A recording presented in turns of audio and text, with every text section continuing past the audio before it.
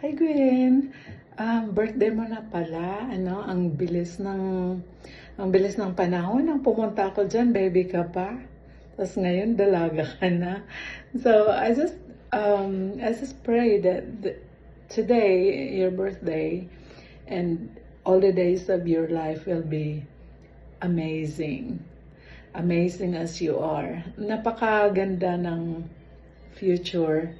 And I pray that you will be reminded that the best is yet to come. So, maraming magagandang bagay ang pwedeng mangyari sa buhay mo. Basta, makinig ka lang sa sabi ng nanay mo, sa mga pinapayo niya sa'yo, because mother knows best. Tapos, ang sabi ko lang, unahin mo muna yung dapat unahin. Yung huli, ihuli na yan.